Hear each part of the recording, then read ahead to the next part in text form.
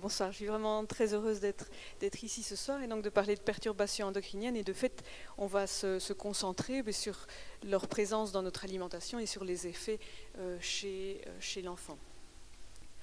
Donc un perturbateur endocrinien, la définition de l'Organisation mondiale de la santé, c'est une substance extérieure ou un mélange de substances qui est capable d'altérer les fonctions endocrines de notre organisme et d'avoir des effets sur un organisme intact ou sa descendance ou sur des sous-populations. Vous voyez ici en dessous en fait la définition qui a été proposée par la Commission européenne. Comme vous le savez, on en avait beaucoup parlé en 2017.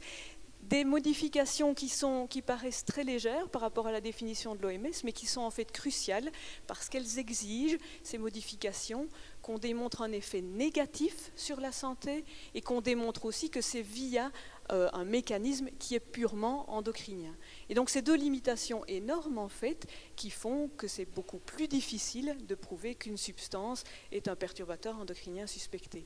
Il faut savoir que pour le moment, à partir du moment où une substance est supposée dangereuse et mise sur une liste par l'association des produits chimiques au niveau européen, il faut 7 ans avant qu'elle soit éliminée finalement et interdite de production. Donc les perturbateurs endocriniens, ils sont indolores, incolores, insipides, on les retrouve partout. On y est exposé par inhalation, par ingestion, et c'est ce qui nous intéresse ce soir. Ils sont aussi résorbés par notre peau. Et donc on les retrouve partout, on les retrouve comme produits d'incinération ou d'isolation, on a évoqué la dioxine justement, on les retrouve aussi parce qu'ils sont utilisés en grande quantité dans certaines formes d'agriculture, les pesticides, les insecticides, herbicides, fongicides, et puis tout ce qu'on retrouve aussi dans notre environnement à la maison, tous ces composés plastiques, phtalates, bisphénol A ou encore parabènes dans les cosmétiques. Et les perturbateurs endocriniens, en fait, c'est un petit peu l'image de l'iceberg, finalement. L'Institut européen pour la recherche a identifié 30 perturbateurs endocriniens. La communauté scientifique considère qu'actuellement, il y a 1000 perturbateurs endocriniens identifiés.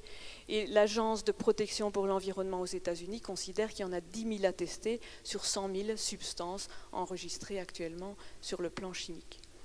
Et en fait, ces substances, elles sont capables d'interagir sur différents systèmes endocriniens, que ce soit la thyroïde, les ovaires, les testicules, le cerveau aussi, on va le voir, avec des effets qui peuvent survenir au moment où vous êtes exposé ou bien des années après avoir été exposé.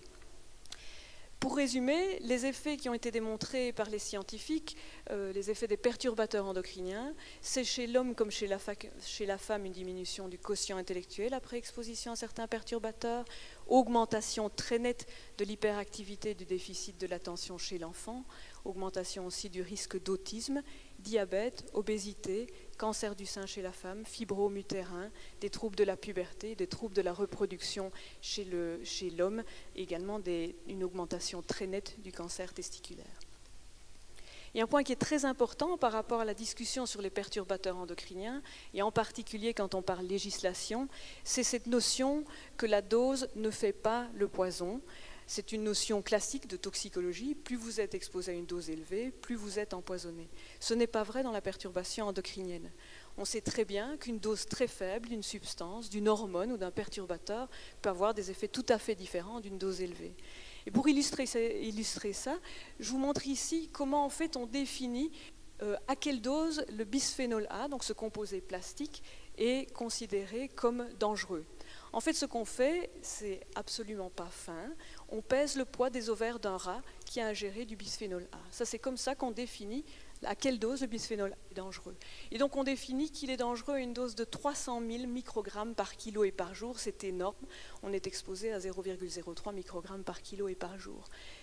On divise cette dose par 100 000 et on définit de façon arbitraire une dose pas dangereuse. C'est une dose de 3 microgrammes par kilo et par jour.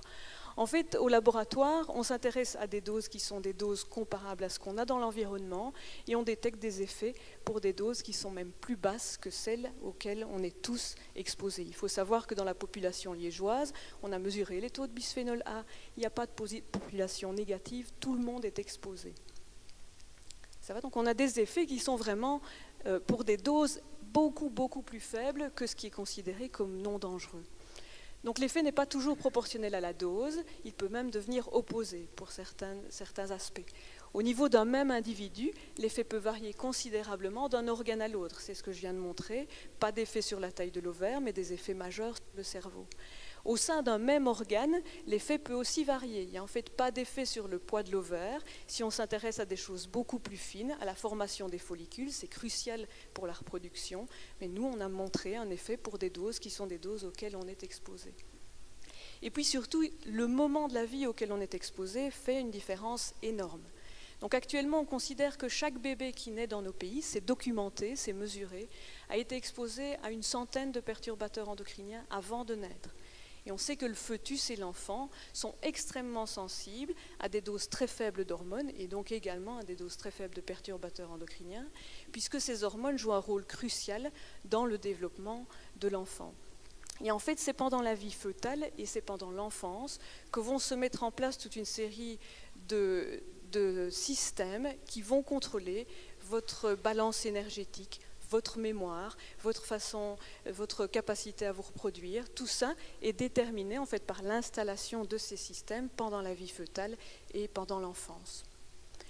Et voilà pour illustrer ça, juste deux images. La première, en fait, ce sont des dessins réalisés par des enfants âgés de 4 et 5 ans. C'est au Mexique. Vous voyez les enfants qui habitent sur les collines, là où l'agriculture intensive est peu importante. Vous voyez des dessins typiques d'enfants de 4 et 5 ans. Et puis vous voyez en dessous, et c'est des choses qui ont été quantifiées, hein, ça c'est juste illustratif, vous voyez en dessous les dessins des enfants du même âge qui habitent dans la région où on utilise des pesticides de façon extrêmement intensive. Autre illustration qui a été étudiée à de multiples reprises, les enfants qui ont été exposés aux taux les plus élevés de PCB, les PCB ils sont interdits, c'est des produits de combustion qui étaient utilisés comme isolants, mais ils sont toujours présents dans nos terres parce qu'ils ont des demi-vies absolument très longues, 30 à 40 ans. Et en fait les enfants qui sont exposés aux taux les plus élevés, pendant la vie fœtale, à l'âge de 9 ans ils ont perdu 10 points de QI. Alors 10 points de QI ça paraît pas énorme, ça fait plusieurs millions d'enfants dans le monde qui sont diagnostiqués avec un retard mental suite à une exposition aux perturbateurs endocriniens. Au laboratoire, en fait, on peut visualiser ces neurones dans l'hippocampe qui nous aident à mémoriser. Et chez la souris, quand on expose les animaux de la même façon au PCB pendant la vie fœtale et pendant l'enfance, en fait, ces neurones sont absolument incapables de se développer et d'acquérir la maturation normale des neurones qui soutiennent notre mémoire. Donc ce qui fait le poison, on a vu, c'est le moment où on est exposé. Le fœtus et l'enfant sont extrêmement sensibles aux perturbateurs endocriniens. C'est aussi le mélange et c'est la précarité, c'est ça qu'on va voir. Donc en fait, ce qu'on sait sur base des études scientifiques, c'est qu'un agent chimique à une dose à laquelle il n'a pas d'effet, si on l'ajoute à un autre agent chimique à une dose qui n'a pas d'effet, on obtient un effet. Donc c'est 0 plus 0 plus 0 n'est pas égal à 0, mais égal à 1. Et donc la définition d'une dose qui est non toxique n'est pas relevante, puisqu'on n'est pas exposé à une substance, mais on est exposé à une somme de substances. Ce qu'on sait aussi, et ça a été documenté, et très bien documenté en Belgique, c'est que plus on est dans une situation précaire, plus les taux de perturbateurs endocriniens sont élevés dans le sang ou dans l'urine. Donc plus on est exposé aux perturbateurs endocriniens. Et une façon de calculer l'importance d'un problème médical, c'est évidemment de calculer son coût. Et c'est ce qui a été fait sur base de la littérature. Donc ce sont en fait un groupe américain et européen qui ont calculé le coût pour la santé par an en Europe de l'exposition aux perturbateurs endocriniens. Et vous voyez les coûts ici, donc 157 milliards d'euros par an. Et vous voyez que le développement neurologique est la plus grande source de coûts. On considère en fait que l'exposition aux perturbateurs endocriniens, c'est un coût plus élevé en termes de lésions cérébrales que les malformations cardiaques, les malformations cérébrales et les accidents de la route réunis. Et vous voyez aussi que le premier porteur de ce coût en termes de santé, c'est en fait les pesticides avec 120 milliards d'euros. Donc je conclurai en disant que quand le danger est là, le risque n'est plus à calculer, le risque c'est d'encore attendre pour décider. Je vous remercie.